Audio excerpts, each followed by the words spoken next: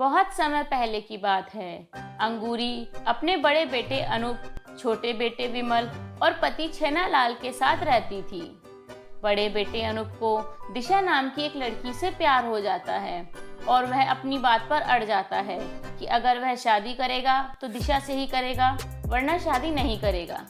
अंगूरी को दिशा बिल्कुल भी पसंद नहीं होती क्योंकि वह शरीर से बिल्कुल पतली दुबली होती है। लेकिन अनूप की खुशी के लिए अंगूरी दोनों की शादी करवा देती है। लेकिन अंदर ही अंदर वह दिशा को बिल्कुल भी पसंद नहीं करती थी। एक दिन की बात है, शाम के समय बहुत तेज तूफान आता है। अरे ओ सिकड़ी दिशा, कहाँ है तू? कहीं उड़ तो नहीं गई? क्या हुआ माँ जी, आ रही हूँ। अरे तू देख नहीं रही है बाहर कितनी तेज आंधी आ रही है? जा जल्दी से जा, छत पर से कपड़े उतार ला, वरना सबके सब उड़ जाएंगे।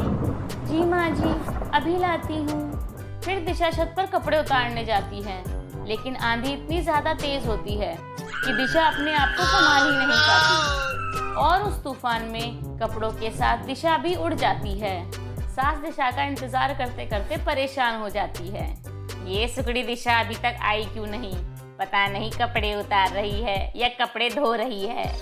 ऐसे ही रात हो जाती है और अनूप दिशा को गोदी में उठाकर घर लाता है। ये सुकड़ी तुझे कहाँ मिल गई और इसकी ऐसी हालत क्यों है जैसे इसे अभी अभी वॉशिंग मशीन से निकाला हो?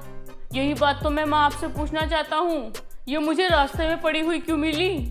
लगता है आंधी के साथ मेरे घर का पापड़ भी उड़ गया। अरे माँ मजाक मत करो, दिशा भाभी सड़क पर क्या कर रही थी?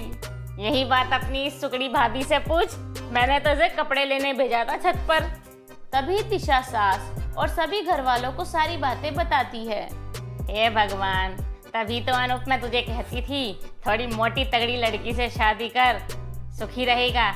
अब तूने अपनी मर्जी से सुखड़े बास से शादी की है तो भुगतना तो तुझे ही पड़ेगा। अब संभाल इसे। अपने दूसरे बेटे के लिए तो मैं मोटी ताजी और खाते पीते घर की बहू लेकर आऊंगी, ऐसी सुखड़ी बास जैसी नहीं। कुछ दिनों के बाद अंगूरी अपने दूसरे बेटे विमल की शादी एक मोटी तगड़ी टुनटुन नाम की लड़की से करवा देती है। देख दिशा बहू, मेरी छोटी बहू कितने खाते पीते घर की है। ये तेरी तरह आंधी से उड़ने वाली नहीं है। इसके तो चलने पर ही भूकंप आ जाएगा। चुप कर, तुझे तो मैं बाद में देखती हूँ। अंगूरी बड़े धूमधाम से अपनी छोटी बहू का स्वागत करती है और उसे अपने घर में ले जाती है। अरे टुनटुन बहू, आज घर में बहुत मेहमान हैं, बहुत भीड़ भाड़ है घर में आज, तो एक काम करो, आज तुम मेरे साथ मेरे कमरे में सो जाओ। ठीक है माँ जी।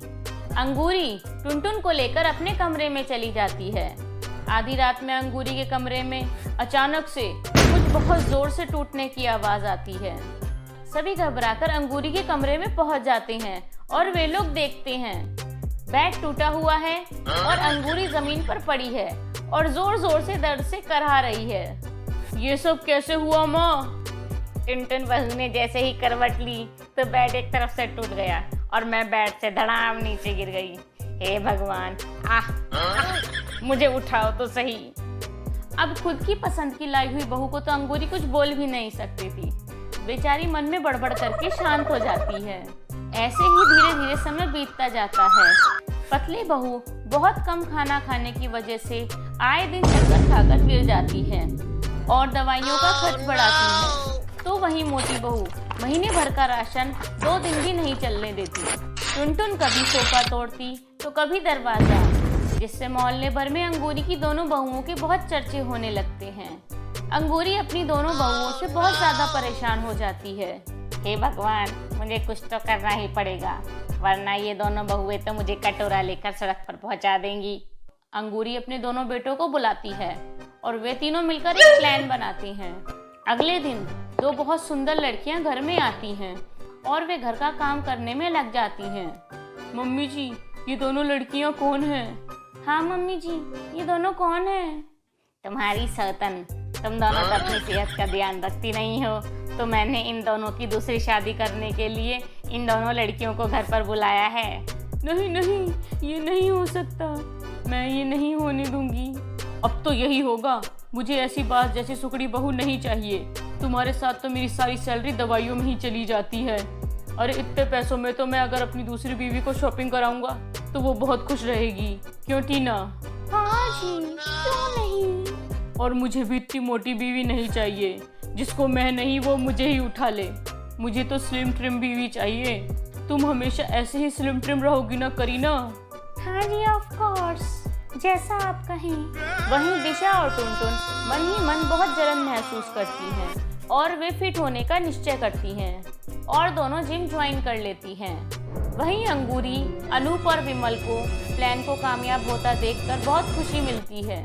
दोनों बहुएं खूब मेहनत करके कुछ ही महीनों में फिट एंड फाइन हो जाती हैं। बेटा, सारी तैयारियां हो गई ना? हाँ माँ जी, लगभग सब हो गई हैं। क्यों, अब तो हम एकदम फिट हो गए हैं ना? हाँ जी, अब किस चीज़ की तैयारियां करनी हैं? ये सुनकर तीनों हंसने लगते हैं। अरे मैं डिवोर्स की नहीं, हमारे नए घर में जाने की तैयारियों की बात कर रहा हूँ। इसका मतलब अब घर में कोई दूसरी शादी नहीं होगी ना? अरे नहीं पगली, ये तो हम तीनों को ड्रामा था तुम्हें लाइन पर लाने के लिए।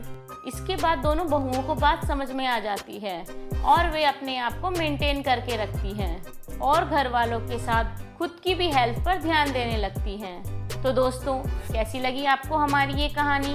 हमें कमेंट सेक्शन में कमेंट करके ज़रूर बताएं।